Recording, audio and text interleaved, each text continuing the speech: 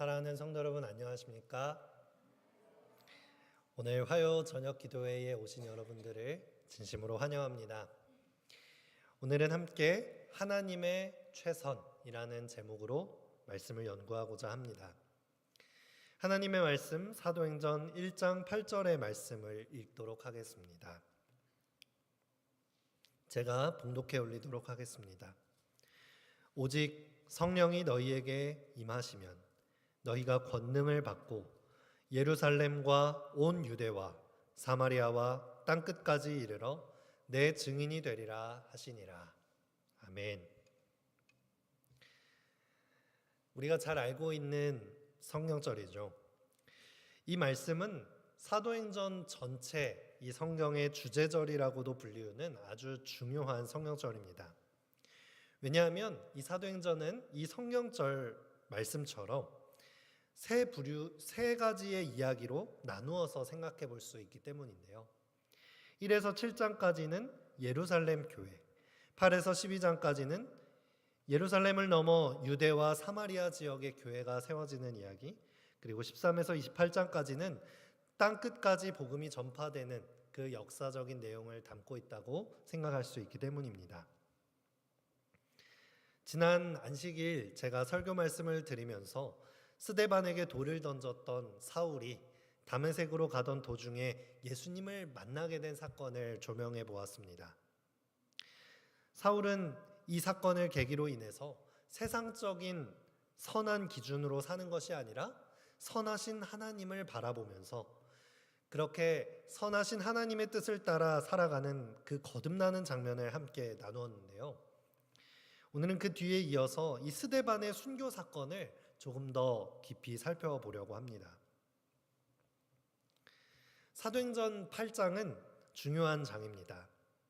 우리가 방금 살펴보았듯이 구약의 역사가 진행되면서 이 잘못된 선민사상, 유대인들이 자신들을 하나님이 선택하셨다는 그 사실이 자신들을 통하여 온 세계로 하나님의 복음을 전하는 것이 아니라 자신들만 구원받아야 한다라고 하는 잘못된 선민사상에 갇혀서 이 복음이 유대인들 민족 속에 갇혀 있던 것을 저희는 잘 알고 있습니다. 그런데 사도행전 8장은 이렇게 갇혀 있던 복음이 유대를 넘어서 이제 모든 인류를 구원하는 더 광범위한 복음으로 다시 전파되기 시작하는 장면을 담고 있기 때문에 사도행전 8장은 아주 중요하다라고 말씀드릴 수 있겠습니다. 그리고 이 이야기는 어쩌면 이 복음이 유대를 건너 중동을 건너 유럽과 미국을 건너 지금 이 자리에 앉아있는 우리들에게까지 예수님의 복음이 전해질 수 있다라고 하는 그런 역사를 보여주는 이야기이기 때문에 지금 우리의 신앙과도 연결되어 있는 귀중한 역사의 기록이라고 할 수 있겠습니다. 사도행전 8장 1절의 말씀을 읽도록 하겠습니다. 사도행전 8장 1절입니다. 사울은 그가 죽임당함을 마땅히 여기더라. 그날에 예루살렘에 있는 교회에 큰 박해가 있어 사도 외에는 다 유대와 사마리아 모든 땅끝으로 흩어지니라.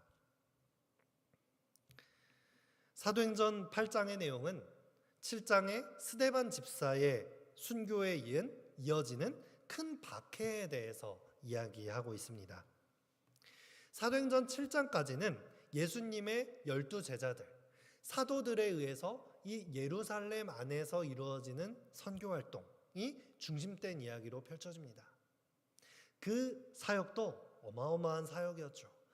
오순절에 성령 충만 사건이 일어나면서 3,000명, 5,000명에 이르는 무리가 동시에 예수님을 믿기로 회심하는 일들이 일어나기까지 했으니까요. 그 과정 가운데에 이렇게 복음이 빠르게 전파되는 가운데에 스데반 집사가 고난과 핍박 가운데 순교하는 이야기가 나오는 것입니다. 그러다가 갑자기 사울이라는 인물이 딱 등장하게 됩니다. 사도 바울이 적극적으로 활동하기 시작하는 장은 사실 9장부터입니다. 우리가 잘 알고 있듯이 다메섹 도상으로 가던 사울이 예수님을 만나면서 그의 인생이 역전되면서 그의 사역 이야기가 사도행전 후반부에는 적극적으로 펼쳐지게 되는 것이죠. 그런데 사울의 이야기는 그 앞선 이 7장 말미와 8장 초반에서 사울의 이야기가 먼저 등장하고 있는 것입니다. 사울은 이 스데반의 죽음 사건에서 어떤 역할을 하였고 그의 인생에 어떤 영향을 받았기에 이렇게 강조되고 있는 것일까요? 7장 57절에서 58절의 말씀을 보시면 이렇게 말씀하고 있습니다. 그들이 큰 소리를 지르며 귀를 막고 일제히 그에게 달려들어 성 밖으로 내치고 돌로 칠세. 증인들이 옷을 벗어 사울이라 하는 청년의 발 앞에 두니라. 스데반을 죽이는 이 사건 속에서 청년 사울 앞에 그 돌로 죽이는 일에 동참했던 군중들이 옷을 벗어서 사울의 발 아래 놓았다는 것은 사울이 이 당시에 이 순교 사건에 아주 주도적인 역할을 했다는 것을 우리에게 보여주는 것입니다. 사울은 우리가 잘 알고 있는 대로 바리새인 중에 바리새인이요 유대인 중에 유대인이었습니다. 그 당시 최고의 율법학자로부터 공부하였고 미래가 촉망되는 청년이었습니다. 사울이 왜 스데반의 순교 사건에 동참하게 되었습니까? 그것은 그가 가지고 있던 유대교 신앙, 선민 사상과 유일신 사상을 믿는 이 신앙에 깊이 빠져 있었기 때문에 하나님의 아들이라고 주장하는 이 예수를 메시아로 받아들일 수 없었던 것입니다. 그런데 이 사도 바울이 이 스데반 순교 사건부터 시작하는 이야기는 바로 9장부터 시작되는 줄 알았던 사도 바울의 회심은 사실 이 스데반의 순교 사건을 목도하는 그 순간부터 바울의 마음은 변화하기 시작되었다라고 하는 것을 누가는 기록하고 있는 것입니다. 사람들은 돌을 들어서 스데반을 쳐서 죽였고 군중은 사울 앞에 옷을 던지고 그 책임은 고스란히 청년 사울의 손에 얹혀지게 됩니다. 그 죽음의 책임을 맡은 자 사울이 바라보았던 스데반 집사의 죽음, 그 죽음의 모습은 어떠했습니까?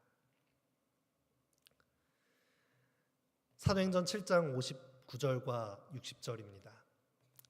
그들이 돌로 스데반을 치니 스데반이 부르짖어 이르되 주 예수여 내 영혼을 받으시옵소서. 어떤 사람이 죽음 앞에서 이런 고백을 할 수 있겠습니까? 이러한 고백이 쉽지 않기 때문에 고결한 순교자라는 이름이 붙었을 것입니다. 그는 돌에 맞아 죽는데도 불구하고 욕을 하는 것도 아니었고 화를 내는 것도 아니고 하나님을 원망하지도 않았습니다. 주 예수님, 나의 영혼을 받아주시옵소서라고 말하는 것입니다. 사실 이 내용은 예수님께서 십자가상에서 하나님께 말씀하시는 내용이기도 한 것이죠. 60절도 마찬가지입니다. 무릎을 꿇고 크게 불러 이르되 주여 이 죄를 그들에게 돌리지 마옵소서. 이 말을 하고 자니라. 이 말씀도 마찬가지죠. 스데반이 나에게 돌을 던지는 자의 죄를 용서하여 달라고 하는 이 마음은 예수님의 마음과 일맥상통한 것입니다. 사울이 바울로 회심할 수 있었던 결정적인 계기가 무엇일까요? 물론 기적적으로 예수 그리스도의 음성을 들은 것도 있겠지만 바로 예수님의 모습과 마찬가지로 십자가상에 하나님께 온전히 내 영혼을 맡기며 자신의 죽음을 용서하며 죽어가는 이 예수님의 마음을 닮은 이 스데반의 죽음의 모습은 이 사도 바울의 마음을 흔들고 변화시키기 시작했던 것입니다. 스데반의 죽음은 그저 억울하게 죽는 죽음으로 끝난 것이 아니라 그 죽음을 통해 한 사람을 변화시키고 그 한 사람의 변화는 유대를 넘어 로마를 넘어 전 유럽으로 펼쳐 나가질 수 있는 단초가 된 것입니다. 우리는 이 대목에서 하나님의 최선을 엿볼 수 있습니다. 우리가 삶을 살아가다 보면 우리의 삶은 정말 작은 영향력을 끼치고 있다는 것을 느끼게 됩니다. 한 사람의 영향력이 너무나도 작아서 내가 가진 이 선한 영향력, 내가 선택하는 이 그리스도인의 선택이 어떤 영향을 끼칠 수 있을까? 의심할 수밖에 없는 것이죠. 하지만 하나님의 시각으로 볼 때 하나님 앞에 헌신된 한 사람의 변화는 몇천 명, 몇만 명, 아니 몇 나라를 살리고도 남을 큰 변화라고 하는 것을 우리는 볼 수 있는 것입니다. 우리는 다시 사도행전 8장으로 넘어와서 오늘 우리가 주목하고 있는 이 사건에는 여러 무리들이 등장하고 있는 것을 볼 수 있습니다. 그것도 그냥 무리가 아니라 아주 최선을 다해서 살아가고 있는 사람들을 마주하는 것입니다. 열정을 다해서 나와 주장이 반대되는 사람이라면 돌을 들어서 쳐서 죽일 만큼 자신의 가진 사상과 신앙에 열정을 다하고 있는 최선을 다하는 무리들입니다. 그들의 최선은 큰 박해를 가져왔습니다. 사울은 스데반의 죽음 이후에 교회에 큰 박해를 주기 시작했습니다. 아주 큰 박해였습니다. 3절에서는 이렇게 묘사합니다. 사울이 교회를 잔멸할세 각 집에 들어가 남녀를 끌어다가 옥에 넘기니라. 잔멸한다라고 하는 이 표현은 그가 했던 이 박해 사업이 대충대충 하던 일이 아니었다는 것을 말해줍니다. 아주 이 그리스도교 사상을 뿌리채 뽑고 그 생명이 위태로울 만큼 해하려고 하는 것이 그들의 열정이자 그들의 최선이었습니다. 바울은 최선을 다했던 것입니다. 그가 한 행동이 잘한 것이라고 할 수는 없겠지만 누군가 자신이 믿는 이 신념을 그저 머릿속에만 남기지 않고 강력하게 행동으로 밀어붙인다고 하는 이 열성은 결코 쉽지 않은 그의 최선이었음을 우리는 볼 수 있습니다. 아마 이 정도로 신념을 가지고 움직이는 사람이 있다면 아마 우리가 지금 만난다 하더라도 이 사람은 뭘 해도 일단 성공할 사람이구나, 그렇게 판단하지 않았을까요? 아주 똑똑했고 젊고 유능했던 청년 사울. 그는 최선을 다했지만 그의 최선은 하나님의 최선과 달랐습니다. 1절을 계속해서 보면 큰 박해 이후 우리는 어떤 일이 일어났는지 알 수 있습니다. 교회에 큰 박해가 있어 사도 외에는 다 유대와 사마리아 모든 땅으로 흩어지니라. 교회에 있었던 큰 박해에도 불구하고 사도들은 어디에 남아 있었다라고 기록합니까? 유대와 사마리아로 가는 것이 아니라 예루살렘 교회를 지키기로 했다는 선택을 한 것을 볼 수 있습니다. 물론 박해가 시작되기 전까지는 예루살렘 교회에서 선교 사역이 진행되었습니다. 그리고 어마어마한 부흥의 결과를 보게 되었죠. 이러한 예루살렘 교회를 떠난다라고 하는 것은 정말 쉬운 것이 아니었을 거예요. 예수님과 동거동락했던 그 예루살렘 교회를 사도들은 지키려 했을 것입니다. 어쩌면 그 사도들 역시도 목숨을 걸고 이 예루살렘에 남기로 선택했을 거예요. 모두가 흩어지더라도 우리는 박해를 당할지라도 예루살렘에 남자라고 결심하였던 것입니다. 그런데 여러분, 이 최선 역시 예수님의 제자들, 이 사도들이 보여줬던 최선 역시 하나님의 최선과는 다른 방법이었습니다. 2절 말씀을 보면 경건한 사람들이 등장합니다. 경건한 사람들이 스데반을 장사하고 그를 위하여 크게 울더라라고 말합니다. 그때 당시 예수 그리스도를 믿고 경건한 삶을 살아가던 그리스도인들은 어떤 열심을 내었습니까? 바로 이곳에는 그들의 최선이 등장합니다. 그들은 순교한 스데반을 장사하고 그를 위하여 크게 울었다라고 기록합니다. 그냥 눈물 흘린 것이 아니라 크게 울었다라고 말하죠. 우리가 앞서 1절에서 읽었던 바울이 최선을 다했던 큰 박해, 그것은 메가스라고 하는 단어를 써서 큰 박해라고 말하고 있어요. 마찬가지로 2절에서 경건한 사람들이 이 스데반의 장사를 하며 울었던 눈물, 이것에 대해서도 메가스, 똑같은 단어를 사용하고 있습니다. 바로 그들의 최선, 그들의 노력을 강조하고 있는 단어이죠. 여기서 경건한 사람들이 울었다라고 하는 표현은 스데반의 죽음을 생각하면서 회개하는 눈물을 흘린 것이 아닙니다. 그저 그들은 절차에 따라 그 죽음에 대하여 슬퍼한 것입니다. 죽음을 맞이한 스데반을 불쌍히 여기며 운 것입니다. 경건한 사람들이 스데반의 죽음을 불쌍히 여겼다는 것입니다. 그런데 여러분, 스데반이 불쌍하게 죽었습니까? 아니죠. 스데반은 자랑스럽게 죽었습니다. 기쁘게 만족하며 하나님 안에서 그 영광을 바라보며 죽었습니다. 그는 죽음 앞에서도 찬양하였습니다. 그런데 그를 장사하는 경건한 사람들이라고 표현된 이 신앙인들은 그 죽음을 이해하지 못한 것입니다. 하나님의 최선의 방법을 여전히 이해하지 못하고 있는 노력의 모습을 보여주고 있는 것이에요. 그저 사람의 눈으로 스데반의 죽음을 바라봅니다.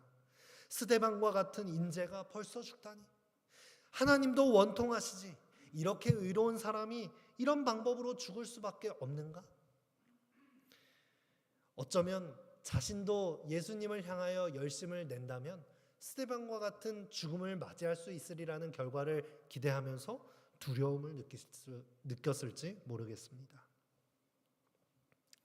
그들의 삶은 경건한 신앙인이었을지 모르지만 아직도 고난 앞에서, 삶과 죽음의 기로 앞에서는 하나님의 뜻을 깨닫고 있지 못했던 것입니다. 복음이 세상에 전파되는 과정에서는 경건한 이들의 희생이 필요합니다. 우리도 어쩌면 이런 경건한 사람들처럼 될 수 있습니다.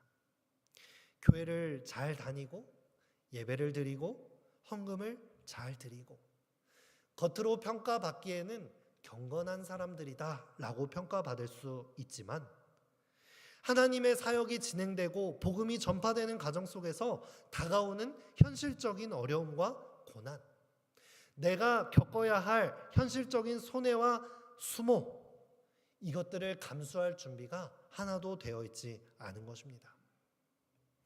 신앙생활을 통해서 이 땅에서의 평안을 구하지만 하나님을 위해 현실을 양보하지 못하는 신앙인이 되기 쉬운 것입니다. 하지만 여러분, 이러한 경건은 하나님이 원하시는 최선과는 다를 수 있다라는 것을 기억하시기 바랍니다. 사울이 보여주었던 최선도, 사도들이 보여주었던 최선도, 경건한 사람들이 보여주었던 최선도, 하나님이 바라시는 최선과는 거리가 있었던 것입니다. 그렇다면 이 상황 속에서 하나님의 최선은 무엇이었습니까? 하나님께서 바라시는 최선은 흩어짐이었습니다. 사람들의 눈에는 큰 박해의 시작이었고, 예수님을 믿어봤자 소용없구나, 우리에게 다가온 건 고난과 박해뿐이구나, 이러한 고난의 시작이었지만 그저 도망치기 바쁜 것이 그들이 당면한 현실인 것 같았지만 사실 하나님의 뜻은 이 흩어짐에 있었던 것입니다. 8장 1절에 큰 박해를 피해 도망가는 사람들이 어디로 흩어졌습니까? 유대와 사마리아와 모든 땅으로 흩어졌다라고 기록합니다. 이것은 우리가 주제절로 읽었던 1장 8절에서 말하고 있는 그 주제입니다. 그들은 드디어 흩어져서 주의 복음을 예루살렘 바깥으로 가져나가기 시작한 것입니다. 사도행전 8장 4절입니다. 그 흩어진 사람들이 두루다니며 복음의 말씀을 전할세. 그들의 흩어짐은 흩어지고 끝난 것이 아니었습니다. 흩어진 사람들, 즉 디아스포라가 되어서, 디아스포라들은 비록 박해 때문에 각지로 흩어졌지만 그곳에서 또다시 하나님의 최선을 구하기 시작했던 것입니다. 이 자세는 너무나도 중요합니다. 우리가 고난에 의해서 쓰러질 수 있습니다. 의에 의하여 핍박받고 굶주린 사람들이 쓰러질 수 있습니다. 하지만 쓰러진 그곳에서, 고난당한 그곳에서 다시 한번 하나님의 최선을 구하는 것, 그것이 우리 그리스도인들이 취해야 할 자세인 것입니다. 고난으로 흩어진 그리스도인들이 그곳에 다시 복음을 전하기 시작하였을 때, 사도행전 8장 8절은 이렇게 기록합니다. 그 성에 큰 기쁨이 있더라. 그들이 고난 중에도 끝까지 영혼을 생각하는 하나님의 최선을 따라갔을 때 그곳에는 큰 기쁨이 있었던 것입니다. 사람들이 하는 열심은 큰 박해를 가져오고요, 큰 울음짓는 일을 하지만 하나님의 최선을 따라간 그곳에는 우리의 계획과 다를지라도 그곳에 큰 기쁨이 있는 것입니다. 여러분, 흩어졌다는 것이 얼마나 불행합니까? 우리는 이 예배당에 많은 사람이 모이기를 원합니다. 우리가 코로나 시기에 예배로 모이지도 못하고 교제를 나누지도 못하는 흩어짐을 경험하지 않았습니까? 얼마나 답답하고 힘들었나요? 우리는 기본적으로 모여 있는 게 좋다고 생각합니다. 하지만 그 코로나19 시절에 여러 가지 이 선교의 보고들을 들으면서 우리는 한편으로는 기뻐할 수 있었습니다. 오히려 성도들이 예배에 나오지 못해서 이 헌금이 줄어들어서 예배의 동력이 이루어지지는 않을까라고 생각했을 때에 오히려 그 11금은 이 박해 고난 사이에서 더 많은 성장을 이루었던 것을 우리는 보았습니다. 교회 안에서만 이루어지던 설교 말씀이 재림교회의 80%가 되는 교회에서 온라인 예배 사역을 시작하면서 이 온라인 유튜브 상의 많은 말씀들이, 재림기별을 담은 말씀들이 쏟아지기 시작한 것도 큰 역사라고 생각할 수 있습니다.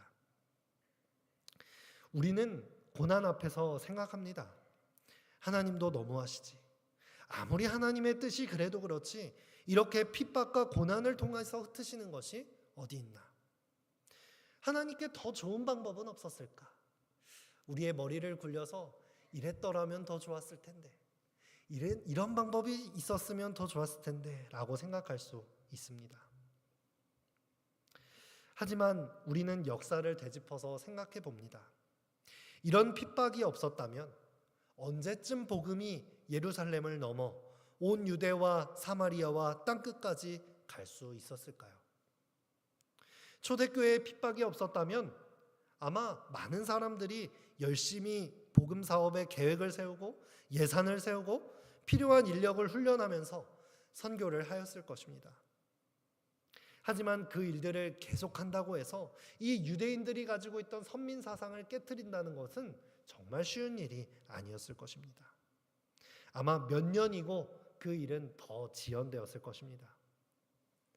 스데반의 순교가 없이 집사들이 교회를 잘 조직하여 운영하는 것도 좋은 일이었겠지만 스데반의 순교를 주목했던 사울이 회심하여 사도 바울이 되는 일은 또한 없었을 것입니다. 사랑하는 성도 여러분, 고난과 핍박을 주는 주범은 사단입니다. 하지만 그 고난마저도 하나님께 속해 있다는 사실을 우리는 잊어서는 안 됩니다. 죄악 세상을 살아가면서 우리의 삶에 고난을 피할 수 없을지는 몰라도 결국은 무조건 하나님께서 승리하신다는 것을 우리가 기억한다면 우리는 고난 속에서도 하나님의 최선을 구할 수 있는 참된 성도들이 될 수 있는 것입니다. 복음의 역사 속에서 이러한 일들은 얼마든지 있습니다. 초대교회 시대가 지나가고 일어났던 많은 초대교회들은 타락하였습니다. 로마 정부와 결탁하여 로마 카톨릭이 타락했을 때에 종교 개혁이 일어나고 미국의 청교도 역사가 시작될 수 있었습니다. 영원할 것 같았던 로마의 통치가 흉노족에 의해서 침공을 당했을 때에 잡혀간 많은 그리스도인들이 몽골과 아시아의 복음을 전하였습니다. 일제시대에 만주로 잡혀갔던 많은 우리나라 사람들은 그곳에 교회를 세우고 소련의 복음을 전하였습니다. 우리나라에도 최초로 선교를 하였던 토마스 선교사는 조선 땅에 발을 대자마자 순교를 당하였습니다. 그 복음이 전해지지 않는 것 같았지만 그가 죽으며 전한 성경책 한 권이 우리나라의 많은 사람들을 구원하였습니다. 이런 고난의 역사 가운데서도 끝까지 하나님의 최선을 구하였던 그리스도인들의 믿음의 선조들의 발자취는 우리들에게까지 복음을 전할 수 있는 놀라운 역사가 진행되었던 것입니다. 이러한 복음을 전해들은 우리들이 나가야 할 방향은 어디겠습니까? 하나님의 관심사와 우리의 관심사의 차이가 너무나도 클 때가 많습니다. 하나님의 관심사는 어떻게든 더 많은 영혼들을 구원하고 싶은 것이 하나님의 관심사인데 우리는 자꾸만 이 세상에 안주하려고 합니다. 자꾸만 이 세상에서의 평안만을 이야기하며 모이기를 좋아합니다. 비록 고난의 바람이 불더라도 우리가 하나님을 의지하고 그 바람 속으로 들어가야 하는 것입니다. 세상에 고난의 바람이 세차게 불 때에 우리는 그 바람을 타고 씨앗이 되어서 날아가야 하는 것입니다. 우리의 작은 복음의 외침이 씨앗이 되어서 더 많은 사람을 구원하게 되어야 하는 것입니다. 나의 최선을 접고 하나님의 최선과 나의 최선을 일치시키는 데에 많은 기도를 하게 되시기를 바랍니다. 내가 원하는 것을 하나님 앞에 아뢰 수 있습니다. 하지만 우리는 그에 앞서서 하나님의 최선이 나의 최선이 되게 해달라고 기도해야 하는 것입니다. 그때에 우리는 하나님의 눈으로 세상을 바라보게 됩니다. 이 세상에는 구원이 필요한 사람들이 너무나도 많습니다. 공부는 상당히 많이 하여서 지식을 쌓았는데 인생의 의미와 목적을 찾지 못한 마음이 빈 사람들이 너무나도 많습니다. 겉으로는 강해 보이고 허세가 가득한데 내면에는 부들부들 떨고 있는 이 약자들이 있습니다. 성공을 했지만 불행하고 건강하지만 행복하지 못하고 돈은 많지만 마음이 텅텅 비어있는 사람들, 죽음이라는 인생에 해결할 수 없는 고난 앞에서 사시나무 떨듯 떠는 사람들, 죽고 나면 자신이 어떻게 되는지를 몰라서 될 대로 되라, 그런 식으로 쾌락을 탐닉하며 살아가는 사람들이 세상에 넘쳐납니다. 하나님께서는 이 모든 영혼들을 구원하고 싶어 하십니다. 우리는 구원받기 위하여 신앙하십니까? 아니면 구원을 주기 위하여 신앙하십니까? 오직 내 구원과 내 평안과 내 안위를 위하여 신앙하는 것이 아니라 구원을 주기 위하여 나의 최선을 내려놓고 그 길이 십자가의 길이라도 하나님의 최선을 따라 나아갈 수 있는 우리가 되기를 간절히 바랍니다.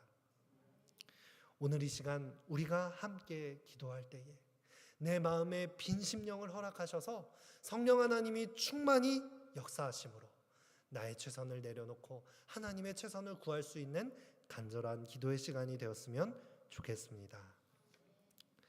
이 시간 함께 기도하도록 하겠습니다.